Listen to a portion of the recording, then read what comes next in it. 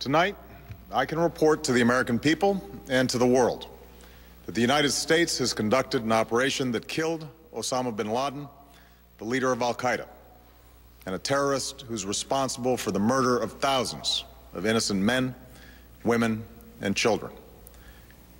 It was nearly 10 years ago that a bright September day was darkened by the worst attack on the American people in our history. The images of 9/11 are seared into our national memory. Hijacked planes cutting through a cloudless September sky, the Twin Towers collapsing to the ground, black smoke billowing up from the Pentagon, the wreckage of Flight 93 in Shanksville, Pennsylvania, where the actions of heroic citizens saved even more heartbreak and destruction. And yet we know that the worst images are those that were unseen to the world. The empty seat at the dinner table, children who were forced to grow up without their mother or their father, parents who would never know the feeling of their child's embrace, nearly 3,000 citizens taken from us, leaving a gaping hole in our hearts. On September 11th, 2001, in our time of grief, the American people came together. We offered our neighbors a hand, and we offered the wounded our blood. We reaffirmed our ties to each other and our love of community and country. On that day, no matter where we came from, what God we prayed to, or what race or ethnicity we were united as one American family. We were also united in our resolve to protect our nation and to bring those who committed this vicious attack to justice. We quickly learned that the 9/11 attacks were carried out by al-Qaeda, an organization headed by Osama Bin Laden, which had openly declared war on the United States and was committed to killing innocents in our country and around the globe. And so we went to war against al-Qaeda to protect our citizens, our friends, and our allies. Over the last 10 years, thanks to the tireless and heroic work of our military and our counterterrorism professionals, we've made great strides in that effort. We've disrupted terrorist attacks and strengthened our homeland defense. In Afghanistan, we removed the Taliban government, which had given bin Laden and al-Qaeda safe haven and support.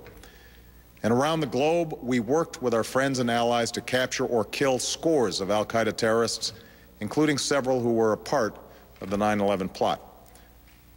Yet, Osama bin Laden avoided capture and escaped across the Afghan border into Pakistan. Meanwhile, al-Qaeda continued to operate from along that border and operate through its affiliates across the world. And so shortly after taking office, I directed Leon Panetta, the director of the CIA, to make the killing or capture of bin Laden the top priority of our war against al-Qaeda, even as we continued our broader efforts to disrupt, dismantle, and defeat his network. Then, last August, after years of painstaking work by our intelligence community, I was briefed on a possible lead to bin Laden.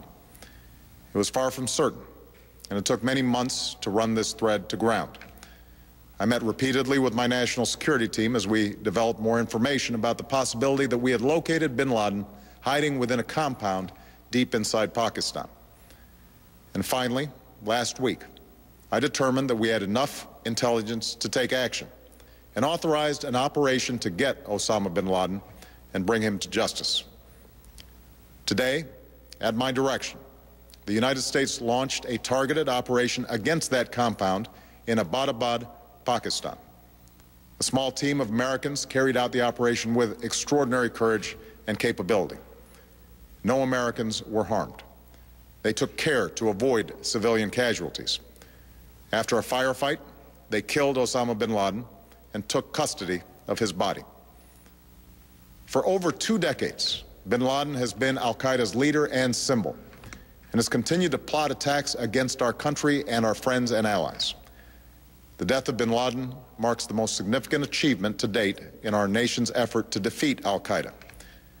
Yet his death does not mark the end of our effort. There's no doubt that al-Qaeda will continue to pursue attacks against us. We must, and we will, remain vigilant at home and abroad. As we do, we must also reaffirm that the United States is not and never will be at war with Islam. I've made clear, just as President Bush did shortly after 9/11, that our war is not against Islam. Bin Laden was not a Muslim leader. He was a mass murderer of Muslims. Indeed, al-Qaeda has slaughtered scores of Muslims in many countries, including our own. So his demise should be welcomed by all who believe in peace and human dignity.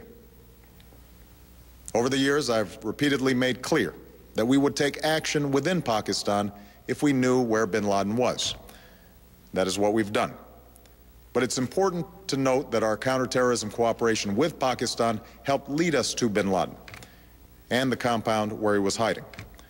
Indeed, bin Laden had declared war against Pakistan as well and ordered attacks against the Pakistani people.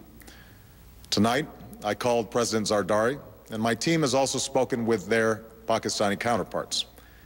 They agree that this is a good and historic day for both of our nations. And going forward, it is essential that Pakistan continue to join us in the fight against al-Qaeda and its affiliates. The American people did not choose this fight. It came to our shores and started with the senseless slaughter of our citizens. After nearly 10 years of service, struggle, and sacrifice, we know well the costs of war. These efforts weigh on me every time I, as Commander-in-Chief, have to sign a letter to a family that has lost a loved one, or look into the eyes of a service member who's been gravely wounded. So Americans understand the costs of war. Yet, as a country, we will never tolerate our security being threatened, nor stand idly by when our people have been killed. We will be relentless in defense of our citizens and our friends and allies. We will be true to the values that make us who we are. And on nights like this one, we can say to those families who have lost loved ones to al-Qaeda's terror, justice has been done. Tonight, we give thanks to the countless intelligence and counterterrorism professionals who've worked tirelessly to achieve this outcome. The American people do not see their work nor know their names, but tonight they feel the satisfaction of their work and the result of their pursuit of justice. We give thanks for the men who carried out this operation, for they exemplify the professionalism, patriotism, and unparalleled courage of those who serve our country. And they are part of a generation that has borne the heaviest share of the burden since that September day. Finally, let me say to the families who lost loved ones on 9/11 that we have never forgotten your loss, nor wavered in our commitment to see that we do whatever it takes to prevent another attack on our shores. And tonight, let us think back to the sense of unity that prevailed on 9/11. I know that it has at times frayed. Yet today's achievement is a testament to the greatness of our country and the determination of the American people. The cause of securing our country is not complete, but tonight we are once again reminded that America can do whatever we set our mind to. That is the story of our history. Whether it's the pursuit of prosperity for our people or the struggle for equality for all our citizens, our commitment to stand up for our values abroad, and our sacrifices to make the world a safer place. Let us remember that we can do these things not just because of wealth or power, but because of who we are. One nation, under God, indivisible, with liberty and justice for all. Thank you. May God bless you. And may God bless the United States of America.